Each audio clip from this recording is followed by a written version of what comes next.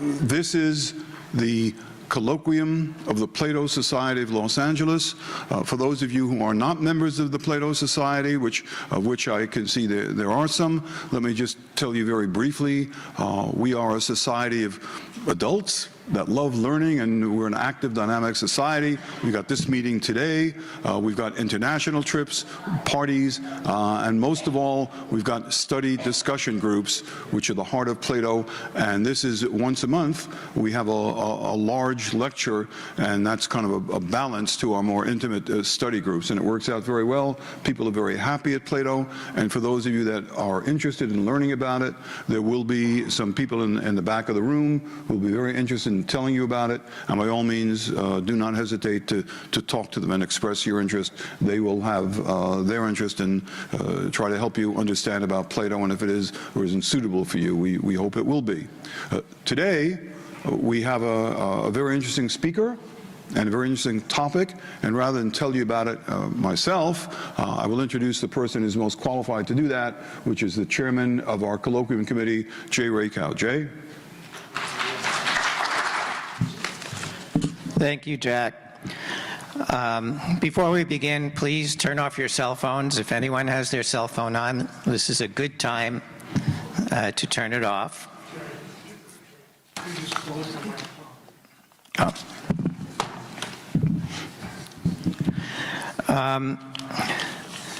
So today we're very fortunate.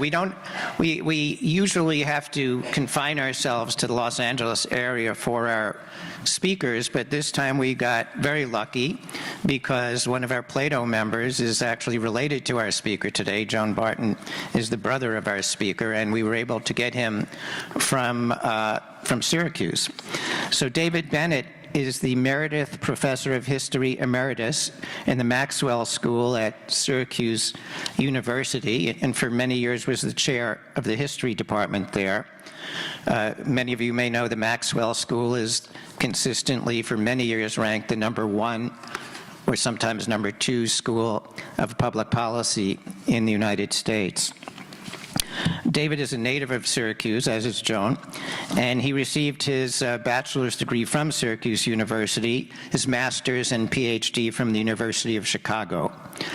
He's the author of a number of publications, including a book entitled The Party of Fear, The American Far Right from Nativism to the Militia Movement. He's taught and lectured at many other universities, including the University of Chicago, the University of Tel Aviv, and many others. At Syracuse, he's won numerous teaching awards. He's been named he's got the Chancellor's Citation for Exceptional Academic Achievement, the Emeritus Professor for Teaching Excellence, the Outstanding Teacher in the College of Arts and Science. So we're very, very pleased to have him with us today. And before I bring him up to give his talk about nativism in American history, I will mention that our next colloquium after this will be on Thursday, March 19th, and we'll have Dr. Jeffrey Wilkins, who's a renowned international expert in addiction and addiction medicine, to talk about the opiate and drug addiction epidemic we're facing in America. And that will be a very interesting topic as well. But now let me bring up Professor David Bennett.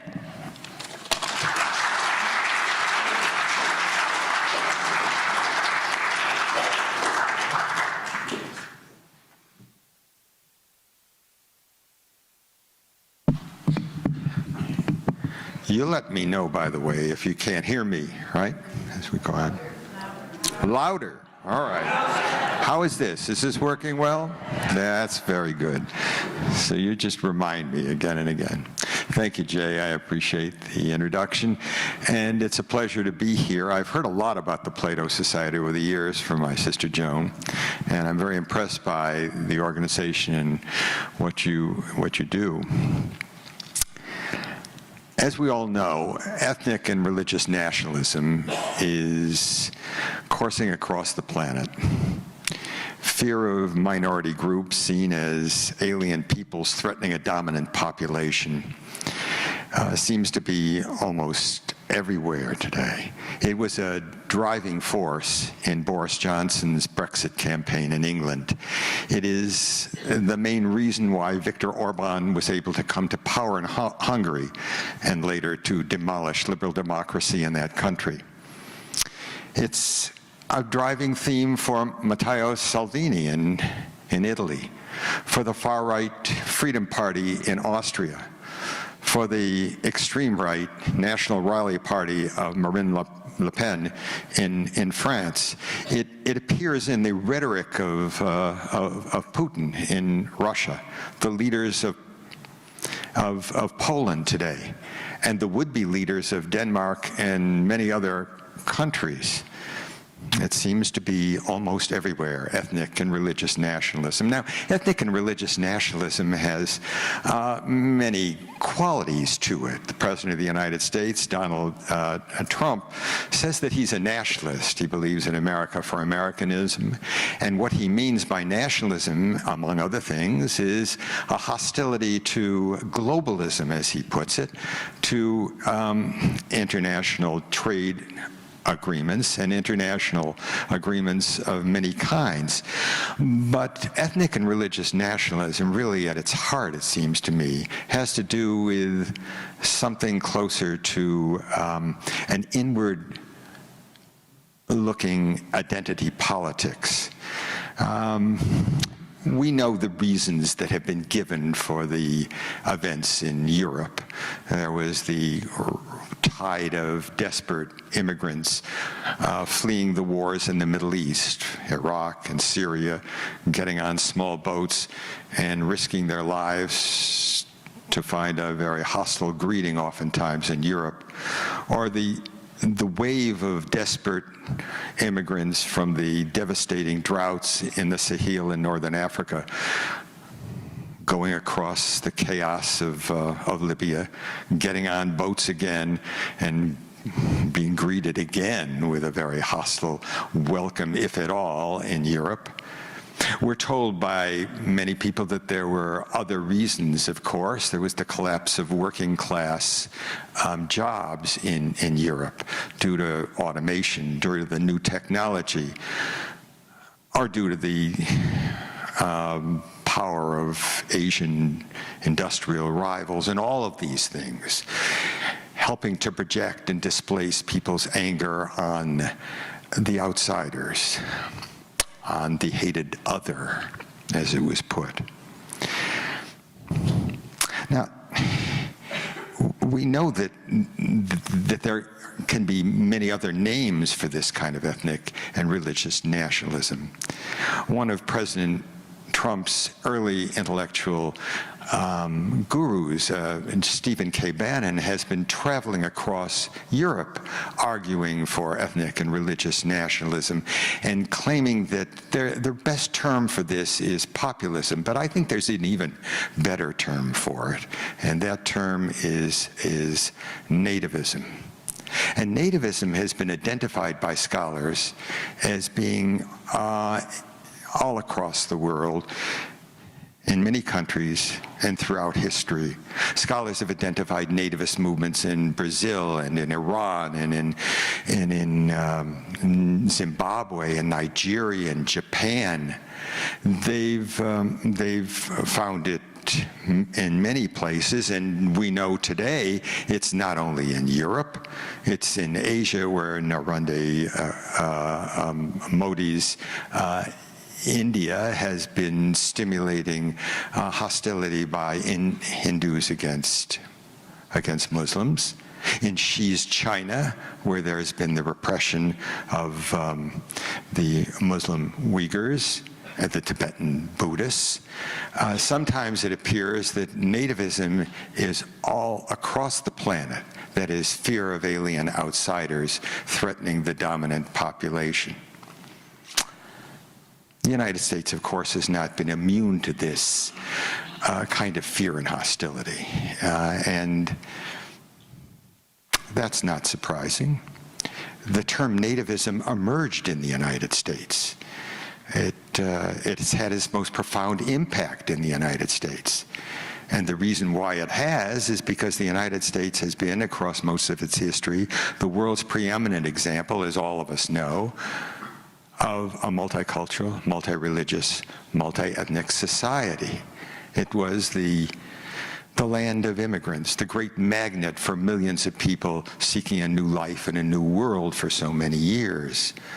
And so inevitably, across American history, it has also been a phenomenon that's met with immense resistance by thousands, by hundreds of thousands, by millions of people who believe that these outsiders, this wave of newcomers, were an unassimilatable horde of people who threatened the stable order of the earlier settlers, the real Americans. Nativism has always been with us. It shouldn't come as a great shock that it's reemerged in the United States during this period of widespread nativist activities around the world now. But it is also true that nativism seemed to be declining dramatically in the United States in the last 2 or 3 decades of the 20th century, and even into the first decade of this new millennium. But now it's back with us, and in a different way. And I think it's something that we should consider here today, why and how nativism has reemerged, why there has been a resurgence of it in the United States, and particularly, who are the new nativists? And there are certain ironies involved in that.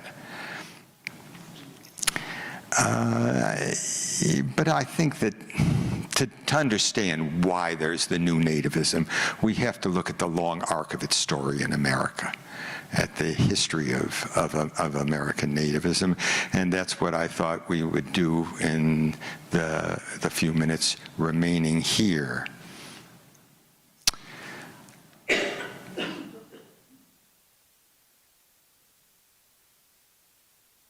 So, to begin, I think we have to probably define what nativism is. What is nativism? It's the intense opposition to an internal minority on the grounds of its allegedly un-American characteristics. At least that's the term that's been widely used, and that's the definition that was given to us by a famous scholar of nativism, John Higham, decades ago in a book called Strangers in the Land. It seems like a reasonable enough way to define nativism.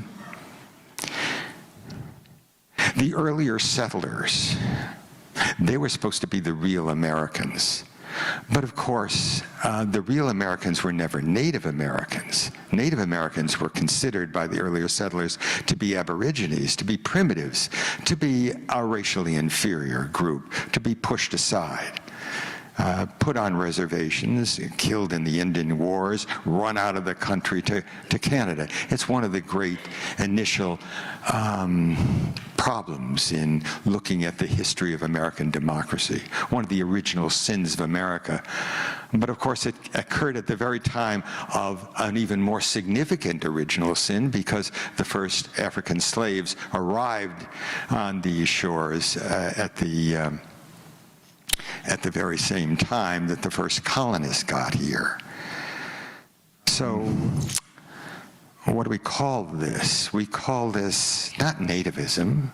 We call this intense hostility to Native Americans, to African Americans, to other people of color by a different term. We call it racism, do we not? And racism has its own peculiar history and chronology in the American story. But so powerful has been the impact of racism in America that some scholars have looked now at nativism, which has to do with hostility to white people, as a minor subtext of racism. And as a matter of fact, some writers have said recently, all that was necessary for these white victims of nativism was to calculate how they could use the real hostility, racism, to alien outsiders to calculate how they could overcome their own religious or ethnic outsider status. Consequently, there were a series of books a few years ago with the following titles: How the Italians Became White, How the Jews Became White, How the Irish Became White. There was a whole series of whiteness studies, and these whiteness studies have been useful correctives if we believe that nativism is a more complicated subject. So we have to respect their arguments, but I believe also that if you use these studies as a way of denigrating the real impact of nativism on American history, that is unfortunate, because it's true that across centuries, hostility to Roman Catholics blighted the lives of Catholics, and for generations it blighted the lives of Italian, of Irish earlier, of Jewish and Slavic immigrants. It affected their social, their economic mobility, their sense of self and belonging in this American society. So it's worth examining nativism in the past for its own reason, not only to see why and how it's reappeared in our own moment in history. It's also true, I think, in passing, to say that it's not only the victims of nativism we should be looking at, but also the victimizers, the nativists themselves, because across history, these nativists found their own identity in organizing against the people they considered aliens. It created community for them. It was a bonding experience. That's why so many nativist organizations across the years were called nativist fraternities. They learned who they were that way. And as in our own country, as across the world today, nativism itself helped a lot of people deal with the tragic dissonances in their own life by organizing against these others, these alien outsiders. But if we're going to talk about it in the United States, I guess we have to look at it synthetically, which means we got to start with the beginning in the colonial period and then look briefly at the 19th and 20th century. Most historians don't like to do things like that. They like to write monographs on narrow subjects where they can exhaust all the primary sources, and to talk about things across all of American history seems to many historians to be irresponsible. But well, let's be a little irresponsible. So let's take a brief tour of the horizon of American nativism. With your acceptance, maybe we'll try that. So let's start with the colonial period. Now, the first deepest hostility to alien outsiders was against Roman Catholics.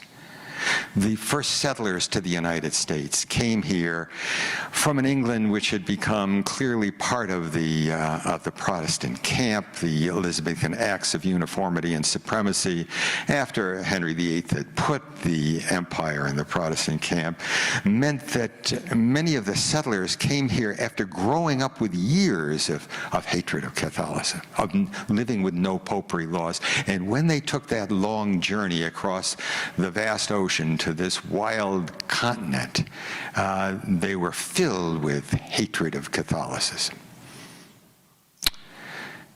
In Massachusetts Bay Colony,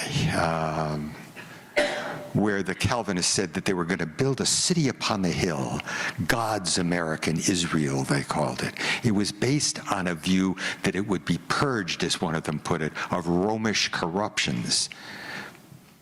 John Cotton was one of the great intellectuals in Massachusetts Bay. I remember when I was an undergraduate reading as an American Studies major about John Cotton, but I didn't read really what he was also saying about some other people. He talked about the hostility to Roman Catholics.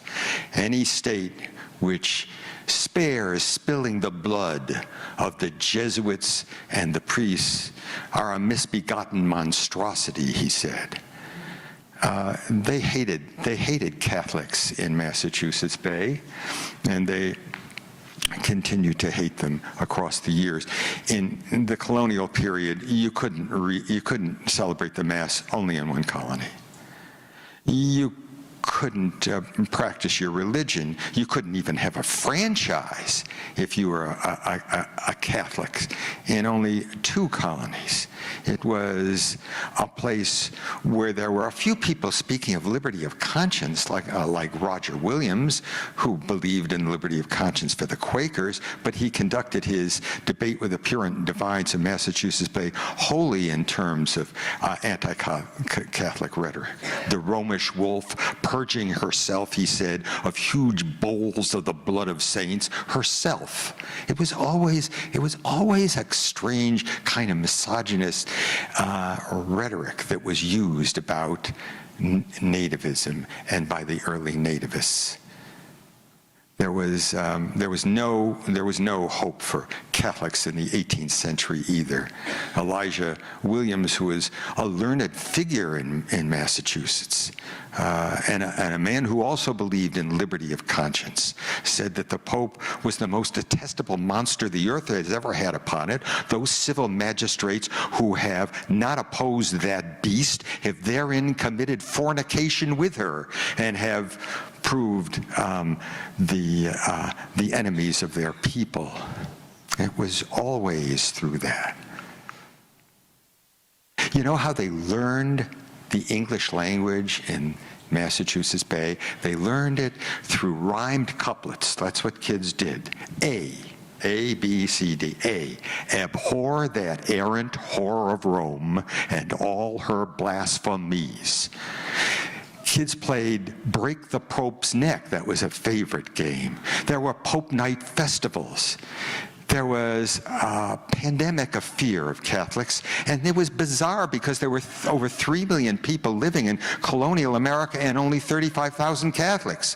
What were they fearful of? But they were fearful of them nonetheless, until the Revolution. And at the time of the Revolution, of course, anti-Catholicism abated, because then the big question was not whether you were for or against the Catholics, it's whether we were for or against the new nation.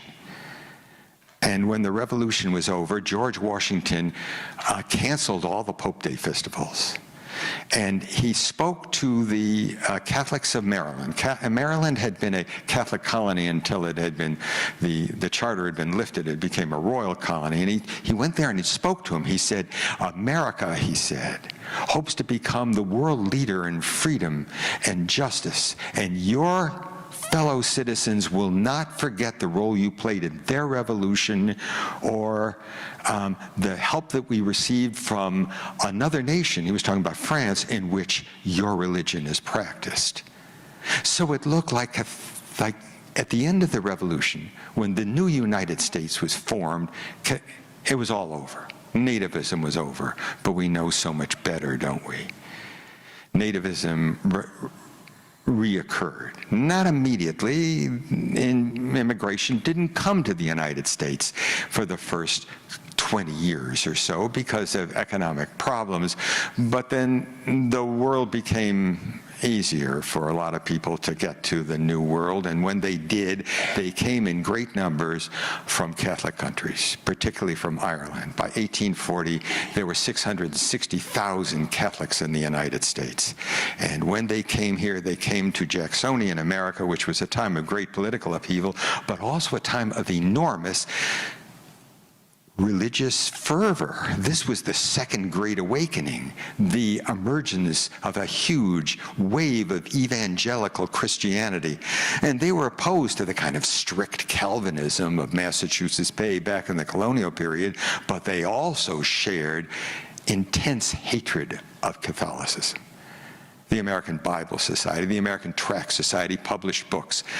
The anti-Romanist, priestcraft exposed, priestcraft unveiled, the triumph of truth over popery. There were huge camp meetings with Charles Finney and others asking people to give themselves up to God. Evangelical Christianity had its great moment. It's one of the great ironies, isn't it, today, that these people who were so intensely and viciously anti-Catholic, these evangelical Christians, one wonders what they would think 2.5 centuries later, now that there is a strong alliance between evangelical Christians and ultra-conservative Catholics in America. But that didn't really occur until the 1980s, until the creation of the moral majority. 2.5 centuries before, they were hated rivals. And they were hated rivals throughout the 1840s and 50s, when there were pitched battles between Catholics and others.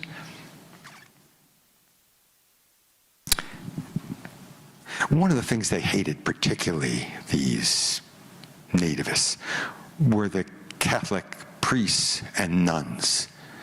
There was an attack on the greatest facility by our American Catholics in the early 19th century, the Ursuline Monastery in Charlestown, Massachusetts.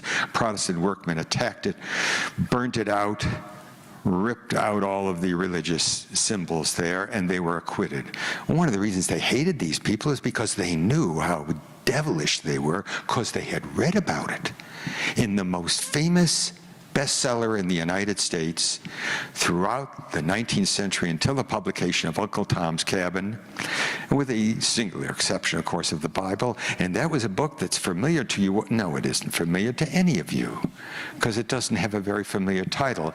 The book, which sold 300,000 copies, was titled The Awful Disclosures of Maria Monk, as exhibited in a narrative of her sufferings, as 5 years as a novice and 2 years as a black nun in the Hotel du Nunnery in Montreal. Now, why in God's name would anybody read a book like that?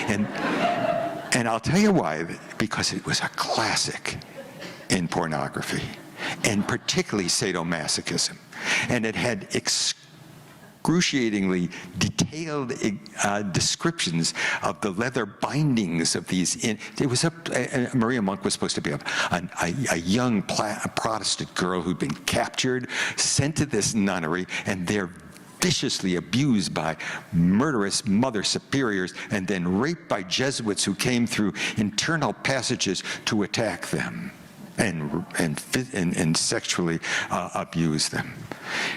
And so we had a classic in sadomasochism and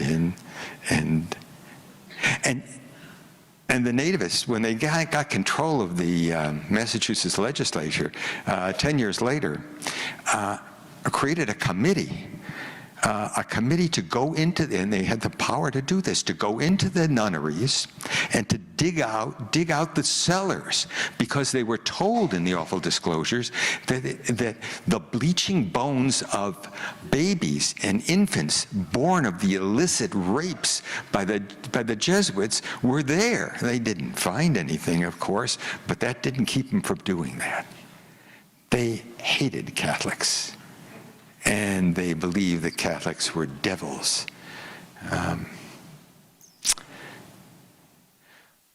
But what could you do about them?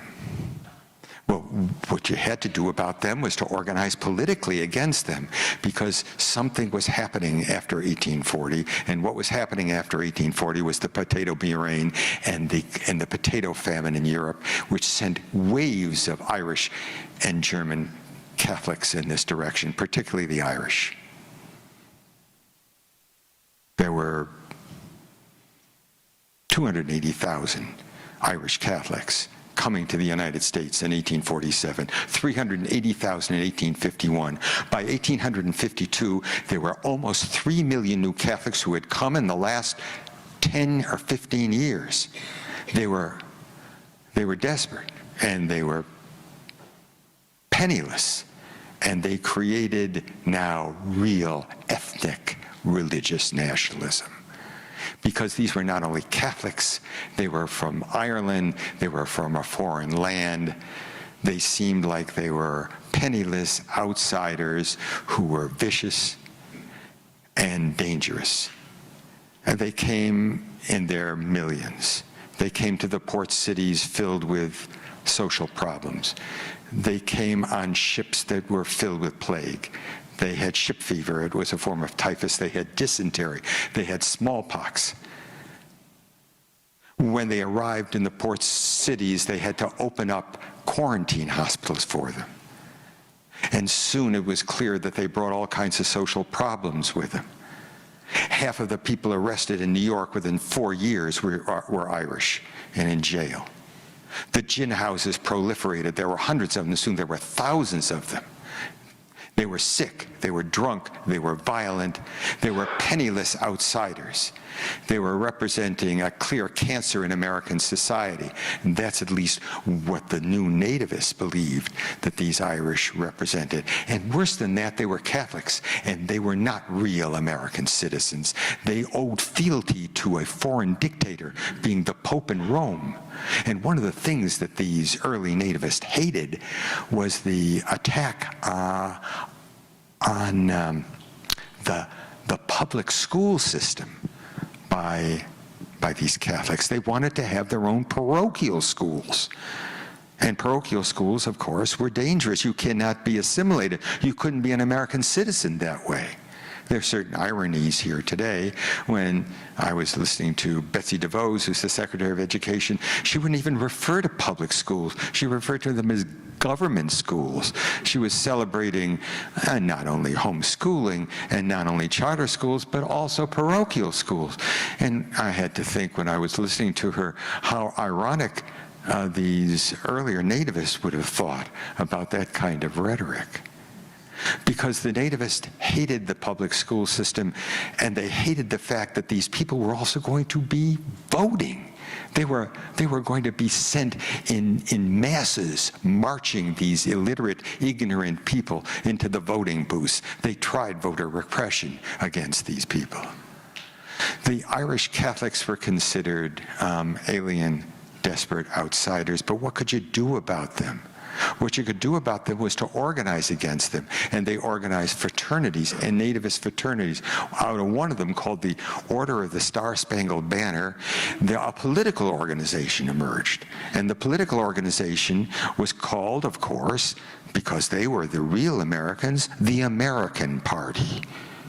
But so powerful, so demonic were the Jesuit manipulators of these people that none of the people in the American Party wanted to be known who they were. They could be attacked by them. So they were told to say, "I know nothing," when asked about them. And so they called the party the Know Nothing Party. It was a deep-dyed anti-Catholic organization, and it was an anti-immigrant organization. And it became, by the middle of the 1850s, the second political party of the United States. And one of the reasons, of course, it did become the second political party of the United States was not only because a lot of people believed what they were doing, but because of abolition and free soil and the way it was sundering into two all critical American institutions. The Protestant churches. Ultimately, the Whig political party was split into two, and it was stretching to a breaking point, the Democratic Party. So a lot of politicians, fugitives from these beaten up parties because of the slavery issue, found their way into the Know Nothing Party. The Know Nothing Party ultimately could not continue. It couldn't keep America together in its hatred of alien outsiders as opposed to abolition, and it too split. And America went into the Civil War. George Washington, at the end of the Revolutionary War, had promised the end of nativism, and now Abraham Lincoln, at the end of the Civil War, did the same thing. He said, no friend of the nativists, that maybe we are finished now with this fear of immigrant, alien outsiders. But that was not to be true, was it? Because we know what happened after the Civil War. America boomed after the Civil War. There was a vast immigration in the late 60s and into the 1870s and early 1880s. And then there was a shift in 1887, a shift that a lot of us are familiar with in this room because it's our ancestors who came at that time. That was the new immigration that began in 1887 and occurred until 1914, the immigration from Southern and Eastern Europe. By 1900, there were 400,000 immigrants. By 1907, there were 1.2 million immigrants, 388,000 of them from the Habsburg monarchy, the Austria-Hungary, where there was the Pale of Settlement for the Jewish population. 285,000 of them from Italy, most of them poor Italians from Basilicata and from Sicily, the contadini, the peasant population, not the prominente in the north, and then almost 300,000 from the Russian Empire. These were South Slavs, these were Italians, these were Jews, and there were millions of them, and most of them couldn't speak English, and almost all of them were either Catholic or Jews, and they were considered alien outsiders by a new generation of nativists, some including the Irish who had been here before, of course, but a lot of them being Anglo-Saxons, as they like to think of themselves, hating these newcomers. They were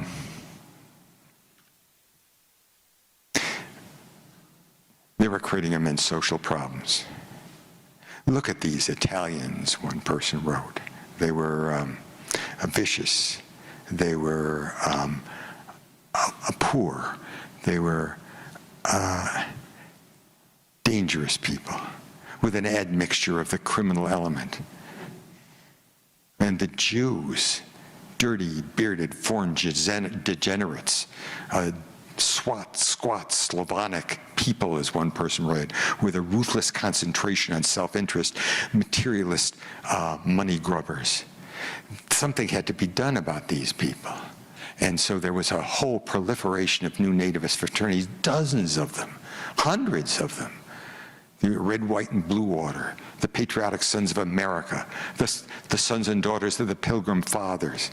There were so many of them. One of them became a very big organization, the American Protective Association. Something had to be done about these people.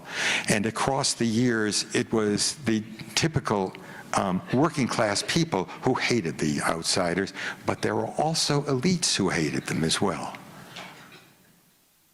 What did Woodrow Wilson say about them? He said, you have to make a distinction between the people from the sturdy stocks of Northern Europe, and he made a distinction between them and the more sordid and hopeless elements that the south of Europe is disburdening men out of the ranks where there is even skill, energy, or quick intelligence. He wasn't alone. Theodore Roosevelt felt the same way. Henry James felt the same way. Henry Adams felt the same way. The leading intellectuals and political figures of that period of time felt that way. My students, our children and grandchildren, look back on those periods and say, how could they have been so unenlightened?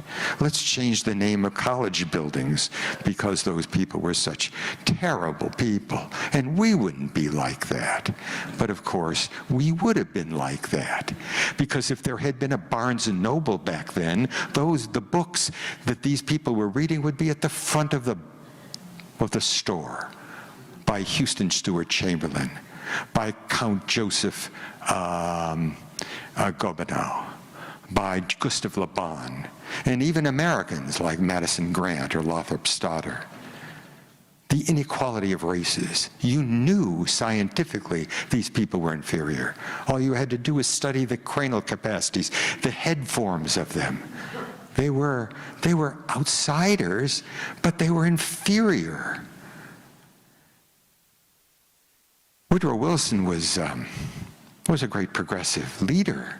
He was the person who presented as President of the United States the Federal Trade Commission, the Federal Reserve System, the Underwood Tariff, the Clayton Antitrust Act. He wanted to adjust, as Theodore Roosevelt, his rival, and the two great intellectual leaders of the early 20th century, who were political figures, but they were both progressives. They wanted to adjust capitalism to democracy, but they embraced these views. Everybody embraced these views. It was scientifically proven. Some of the intellectuals of the time, a pioneering sociologist, Edward Arlington Ross, E.A. Ross, he said, look at their pigsty mode of life, the brawls and criminal pleasures, their coarse peasant philosophy of sex. People like me, whose work takes them into the slime at the bottom of our foreignized city, see even physical beauty disappearing. How many more low foreheads, heavy jaws, and crooked noses must we have until there's no beauty left here? John Commons, another pioneering progressive sociologist, said the same thing. Soon there'd be William McDougall, and he could prove through intelligence tests that these people were inferior. This is where nativism came from, not only out of the anger of working people who felt threatened because of jobs and because of religion, but from the intellectual elites as well. Nativism was a standard response to what was happening. And there were the nativist fraternities and the nativist organizations, but they didn't have the power they had in the middle of the century, in part because at the turn of the century, there were new political tides running in America. First there was populism, and then there was the progressive movement that we associate with Wilson, with Theodore Roosevelt before him. And in this effort to deal with the concentration of economic power in the hands of the few and the very few, the industrial barons who'd grown up in the Industrial Revolution that had led the progressives to create that way. There was perhaps a reason why nativism disappeared, because the great drama at the time was not who are the real Americans, but whether or not American democracy could endure this way, and there were powerful forces saying it could not. So nativism seemed to be on the decline until the outbreak of the First World War. And in the First World War, of course, you had a certain kind of nativism, fear of the Germans. The German Americans, the German Catholics were in their great numbers. They were not the object of the hostility that you found in the eastern seaboard cities against the Irish. But during the First World War, of course, people hated the Germans. Suddenly they discovered that they were poisoning food supplies, they were destroying medical efforts to deal with the war veterans, that they were undermining the war effort. People burned German language papers in the streets. They struck German dishes from menus in restaurants. They changed the name of German Shepherd dogs to Alsatian Shepherds. I mean, you couldn't talk about being German, but it was a peculiar short-term kind of nativism. And the war was over within a year and a half, but it was followed immediately by the Red Scare. And the Red Scare was different from anti-German hostility of 1917. In 1918, 1919, 1920, during the Red Scare, it was the fear of foreign ideology, of communism, Bolshevism. But who are the Reds, and where do their red ideas come from, said Attorney General Palmer during the Palmer raids. They are foreigners, he said, particularly some autocrats from the east side of New York. He was talking about Jewish Bolsheviks, Jewish communists. Of course, the Red Scare had nothing to do with communism. It had everything to do with anarchism. That's where the great attacks had come. But this was short-term too. Was nativism over? despite the anti-German activism of 1917 and the hostility of the Red Scare, which disappeared by 1920. No, throughout the 1920s there was nativism. There was nativism in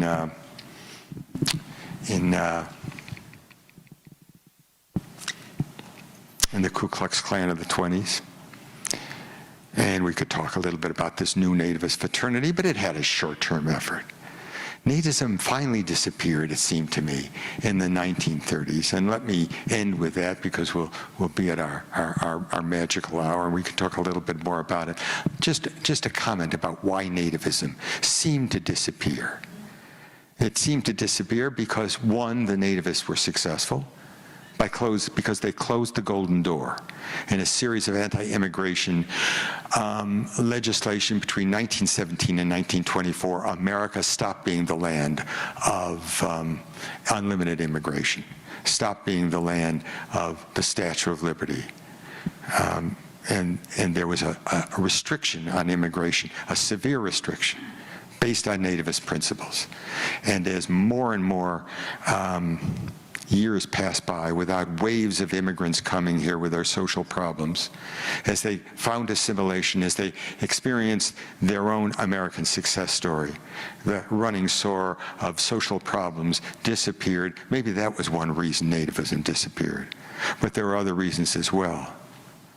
There was the fact that there was the Great Depression, and there was Franklin D. Roosevelt. And Franklin D. Roosevelt reached out to all the former victims of nativism, creating the Roosevelt Coalition, which was filled with people who were Catholics and Jews and ethnic minority groups. They were empowered, and the rhetoric empowered them, and their political system empowered them.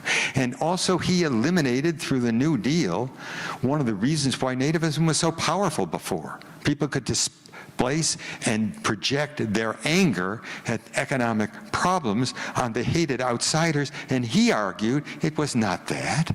It wasn't the alien outsiders. It was the vagaries of the capitalist system. That's why he had organized the New Deal. But then there was a final argument, I think, another reason why, and that was the intellectual raison d'etre for nativism disappeared. Those books would have disappeared from Barnes & Noble. It was Franz Boas, the famous anthropologist. His students, A.L. Kraber and Ruth Benedict and Paul Radin and Melville Hertzog, who argued you cannot defend in rational discourse the fact that there are racial moralities or racial differences.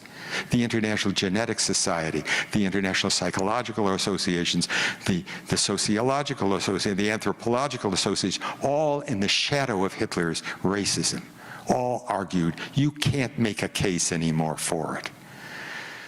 So nativism seemed to disappear, and you could see it certainly in the Second World War, where it wasn't so much who you were, but whether you could get the job done that cared. And in the years after, pluralism became something that people wanted to celebrate. Barriers to elite universities and graduate schools disappeared, and nativism seemed to be in decline. It would come back again, and then again today in our own time. But I think at this point, it would be a time for us to maybe enter a discussion about what it was like and why it's come back. So, Jay?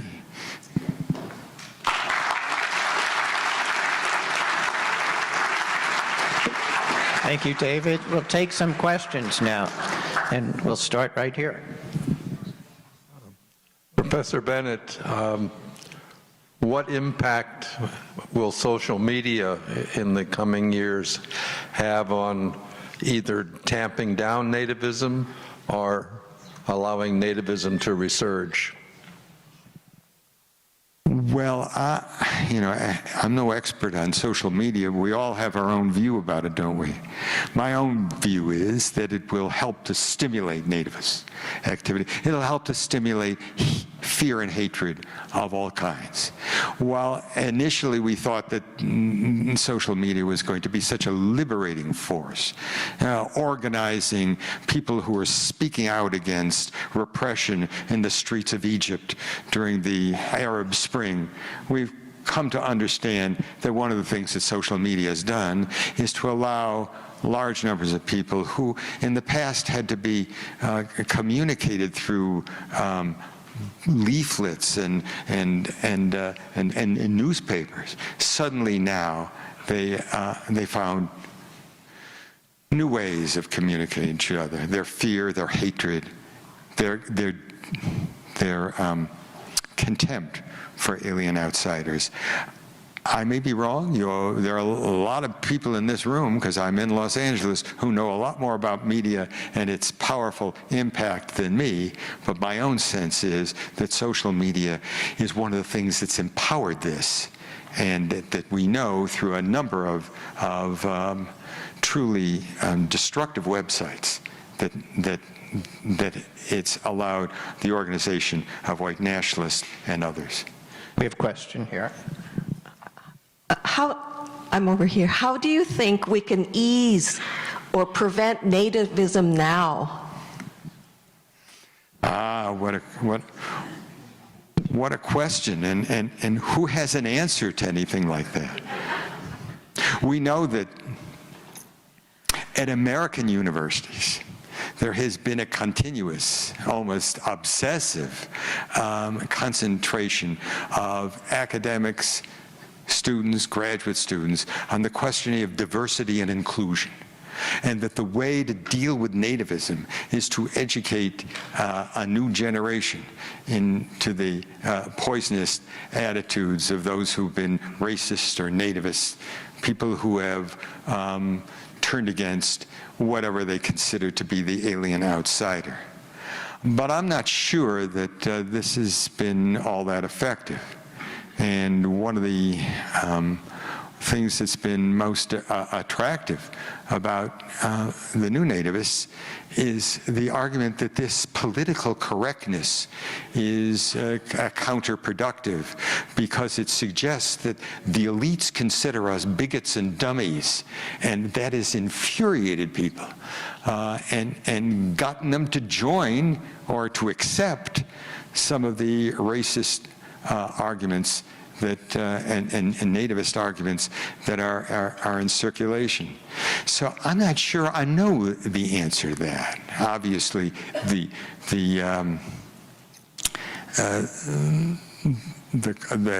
answer, almost everybody, if we could only educate more people to do that.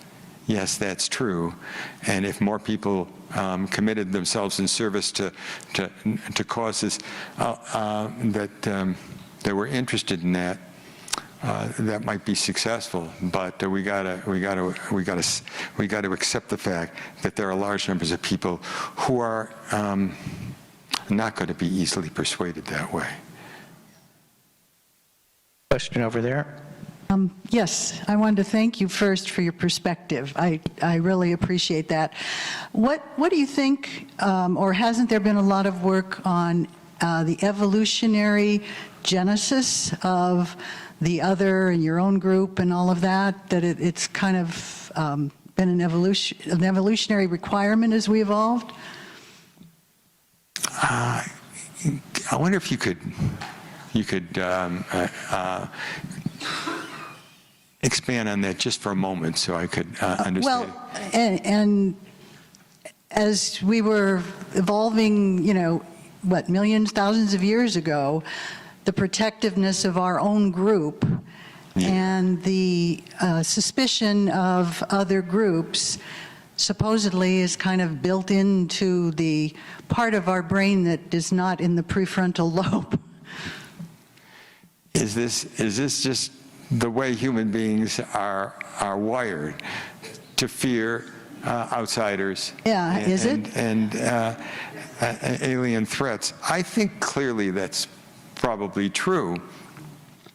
It's and it's particularly threatening once the community, once the tribal organization becomes threatened by large numbers of aliens in countries in Europe, where there were very few people who were not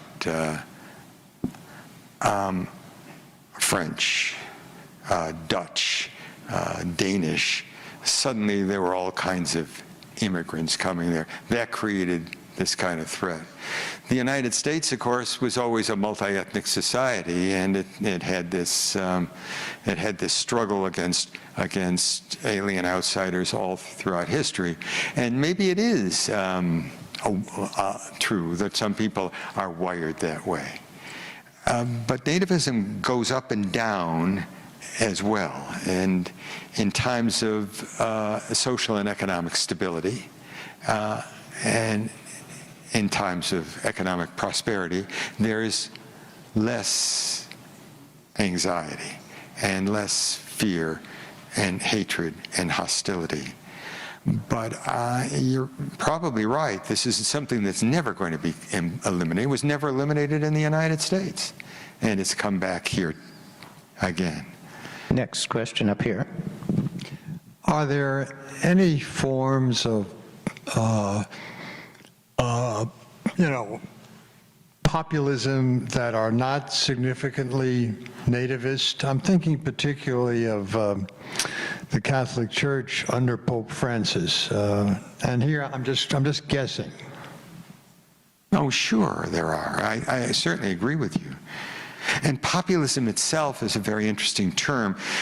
Bennett has used populism as a term which is connected, I suggest earlier, to nativism, because he's talked about ethnic and religious outsiders, a kind of inward-looking populism. But populism in the United States, history, of course, had to do with something different. It had to do with organizing large numbers of Americans who felt victimized by economic and political elites who were going to rob them of their part of the American dream. That's what populism was like in the 1890s.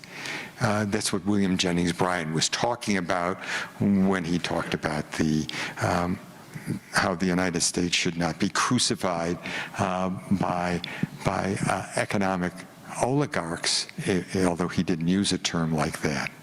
That was the populism of that time. It was a liberating theme.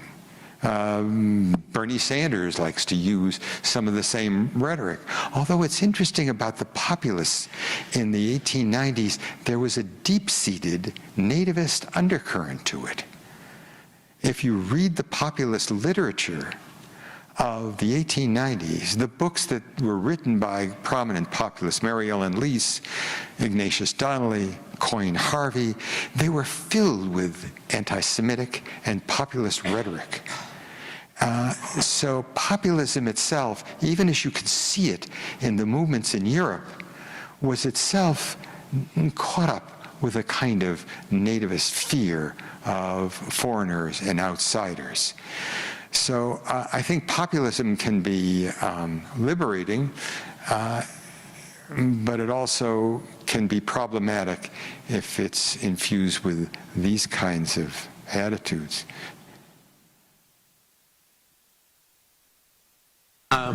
What accounts for populism and nativism now in the United States, where unemployment is down to 3.6%, the stock market's booming, the economy's doing very well, there's more control over immigration?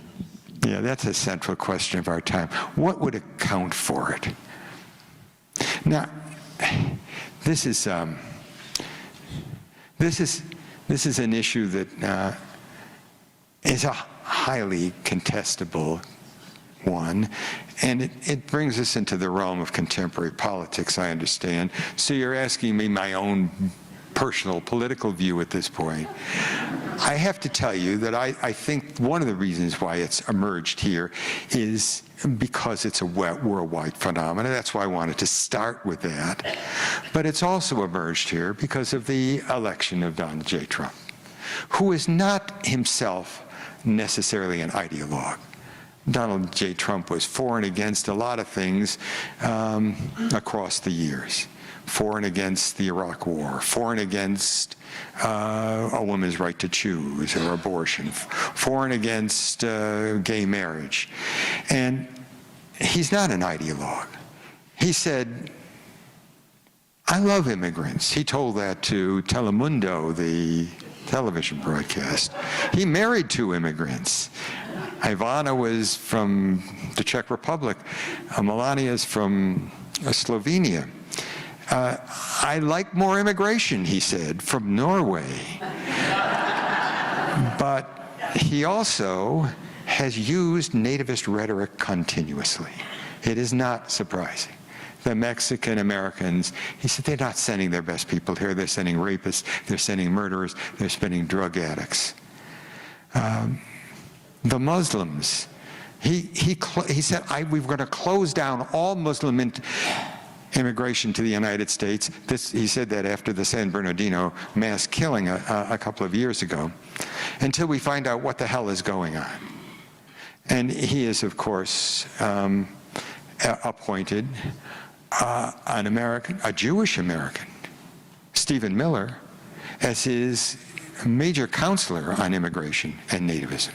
And Stephen Miller is without question an intellectual nativist. He hardly makes any qualms about that. And he was deeply involved in trying to cut off the temporary protective status policies, wanting to impose financial costs, as the Supreme Court has just allowed him to do, for green card owners. And we know what's happened on the southern border. The fear of foreigners, the fear of immigrants, and that's one of the reasons why the United States immigration policy has changed radically.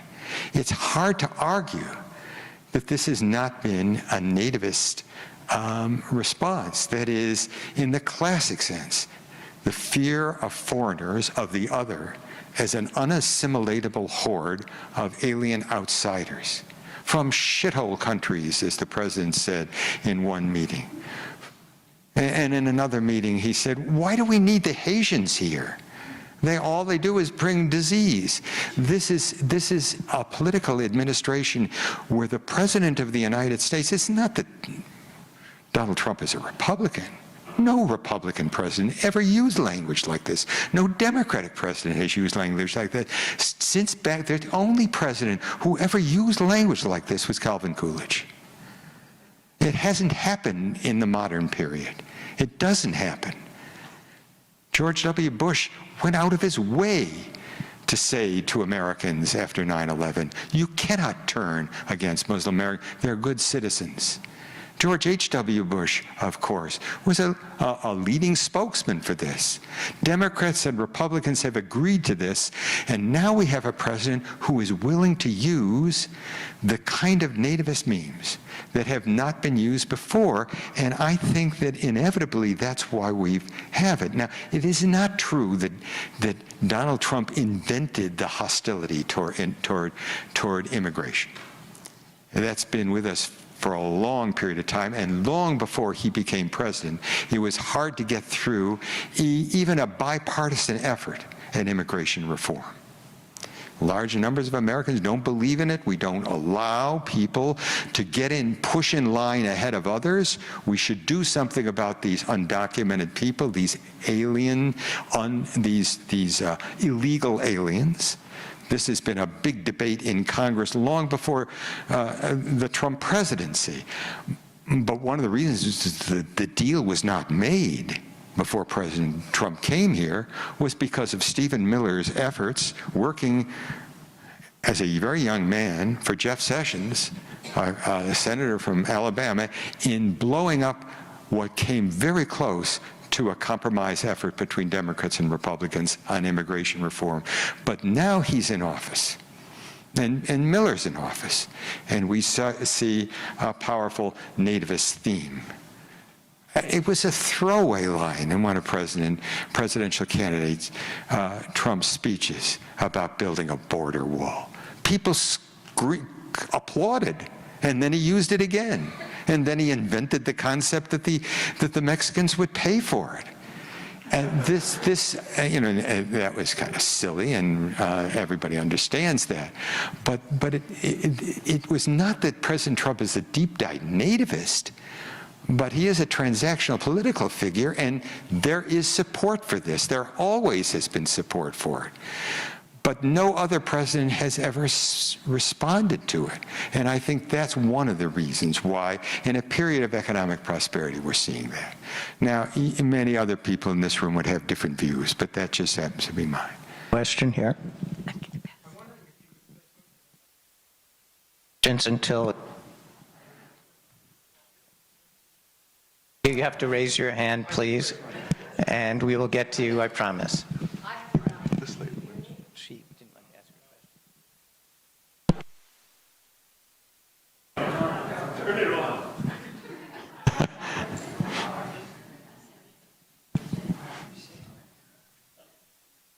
Okay, I have a mic. Can you hear me? Question, do you think that nativism worldwide today has been exacerbated by the surging population around the world and also the pressures of climate change, the fear that there's just not enough? Oh, I think you are so right. Yeah, I think that's true. We can already see it in the migration from the Sahel in North Africa. And it's going to be worse. And it's going to create population shifts that are going to destabilize countries economically and bring into countries where there was a stable population, a whole tide of newcomers, which will probably exacerbate tensions between different groups in that way. I think climate change will have an immense impact there. The United States is not being threatened by a vast immigration across its southern border the way Europe was threatened by the vast immigration from the wars of the Middle East or from the drought in North Africa. But it'll happen to many countries, including our own, and probably will require very wise social and political leadership from keeping this from not becoming a cancer in the bloodstream of so many American societies and so many national societies, far from our own borders. And here? Do you think that 8 years of President Obama's administration has created this pressure cooker among people who have suppressed their racism since the Civil War and whose familially were never reconstructed with the Reconstruction? Oh, I'm not sure that. One of the things that President Obama was criticized about by large numbers of African-American intellectuals was that he didn't do enough to address the wrongs and shames of people of color across the years, that he was too much of a transactional president himself, that he didn't want to exacerbate racial feelings. Is it true that the fact that we had our first African-American president stimulated racist hatred? I think, yeah, that's probably true. But whether it was his policies or the fact that people had to displace their anger until finally he was out of office, I'm not sure that's true. After all, the American presidential elections have been very close across the years, and the person who was running after Barack Obama won by 3 million votes. It was only a series of October surprises probably at the end of the 2016 campaign, which would have kept us from even raising that question right now. But it's an interesting one nonetheless.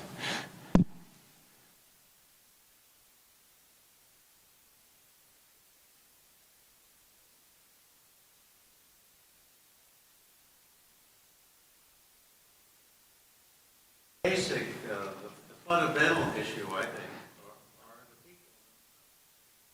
What makes them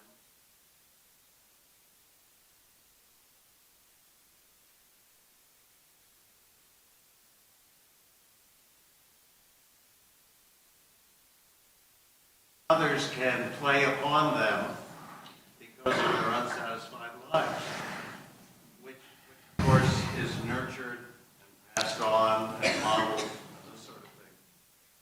Isn't that the basic issue? Yeah, it is an interesting, it's a critical issue. And you could say, look, if it will only happen in a time of economic crisis, if people were desperate, and you could see why they were projecting and displacing their anger on the other. But in fact, it didn't happen during the Great Depression. And I was suggesting here that was a period in which nativism was disappearing, partly because of the political leadership and partly because of some other developments. And today we have a time of great prosperity, and there's a time in which people are marching in the streets of Charlottesville saying Jews will not replace us, and are making the same kind of nativist arguments that we could expect in other periods. During the booming years of Bill Clinton's administration, there was a rise of a certain kind of vicious nativist operation. Yeah, have we forgotten the Aryan nations, Christian identity movement, the large number of groups, the Covenant, the Sword, and the Arm of the Lord, the Aryan Nations Church, there's so many Christian militia organizations which argued during this prosperous 1990s that we had to do something about these people, about the Zionist occupation government, as some of them argued.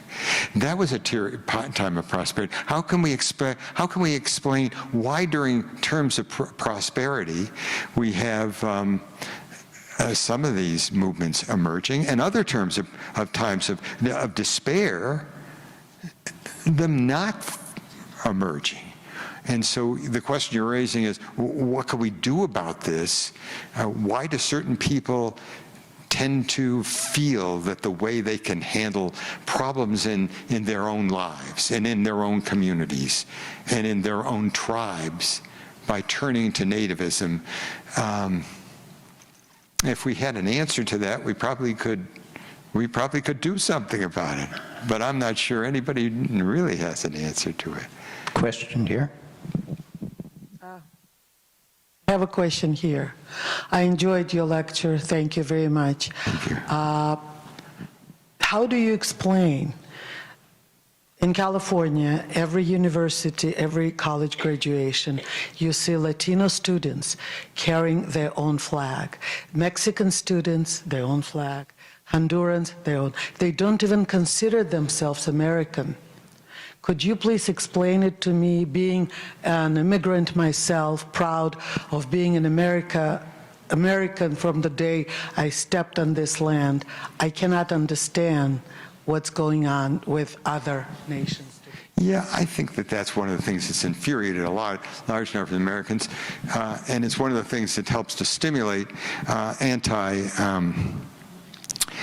immigrant and even Hispanic sentiment here, the belief that this wave of immigrants, the Hispanic Americans, unlike the Italian Americans, unlike the Jewish Americans, unlike the Slavic Americans, are not assimilating quickly. And they've got their own radio stations. They've got their own television stations. They insist on a kind of separatism that in the late 19th century, those immigrants who were desperate to assimilate, to become Americans, wouldn't do. You didn't see Italian Americans waving Italian American flags back then. But this is, in a way, a phenomena of the 21st century. Maybe it's a recognition in some ways, because I come from an American university where diversity and inclusion are the great themes of our time. People are expected to celebrate their own heritage, their own diverse experience. But it's had a counterproductive effect on so many others who say, but you're now here. You're in this nation. And in order to be a bonding experience, we've all got to accept not only that we're still related to where we once came from, but to this nation we're building together. But it does create those dissonances.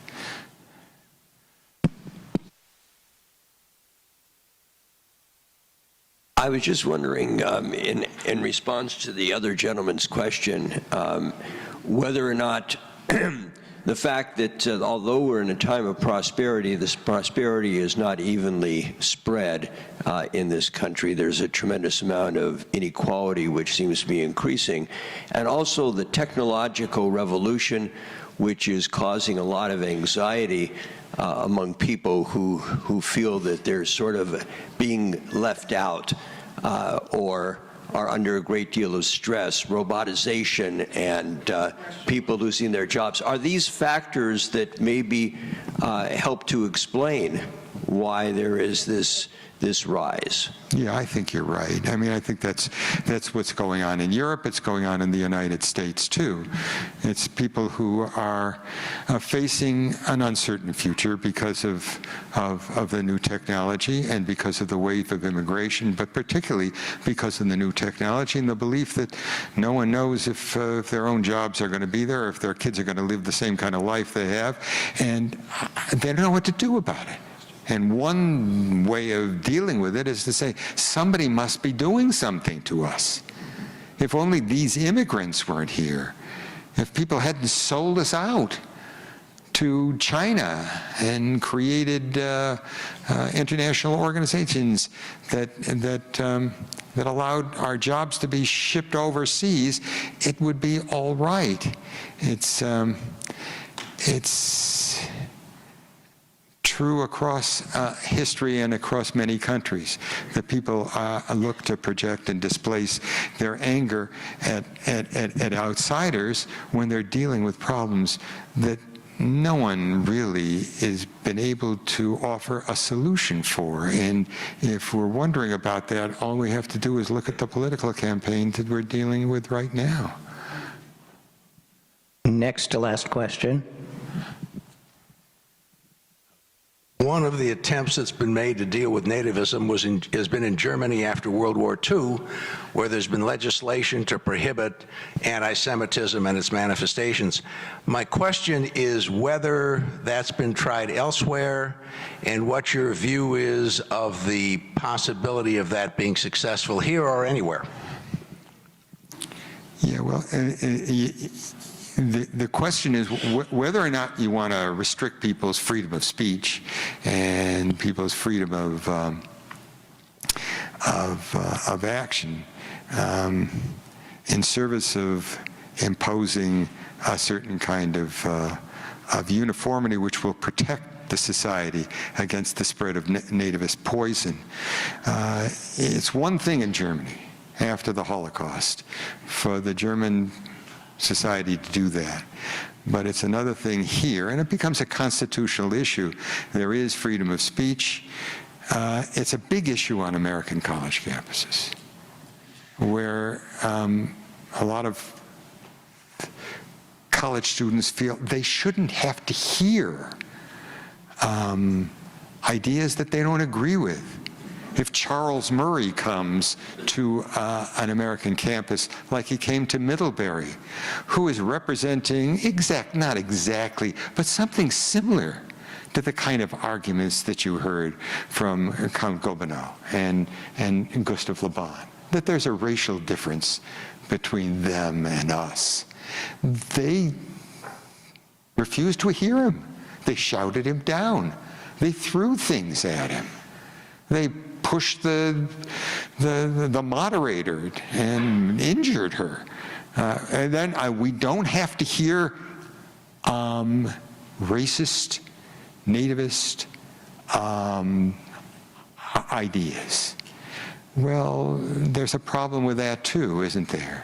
It's a kind of repressive tolerance, as as Barrington Moore and Herbert Marcuse argued in the 1960s. There's some ideas so offensive that we can refuse freedom of speech. I think it's one thing to do it in Germany, it's another thing to do it in other societies. But I understand the concern, but it has a downside effect if you try to impose it. The last question is from back there.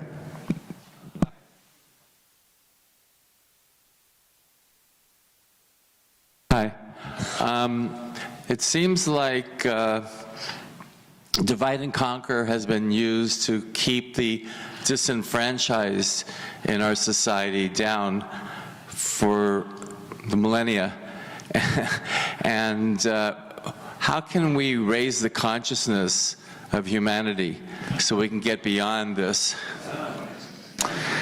Oh, if you have any idea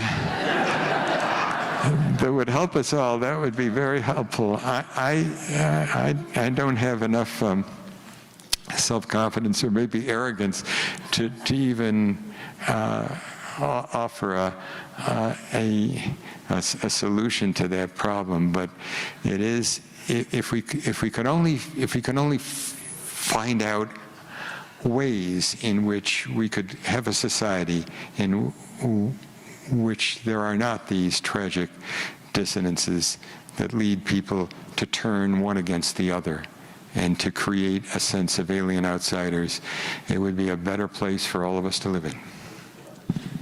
Professor Bennett, thank you very much. And we'll see you on March 19th when we tackle the issue of drug addiction, opioid crisis in America.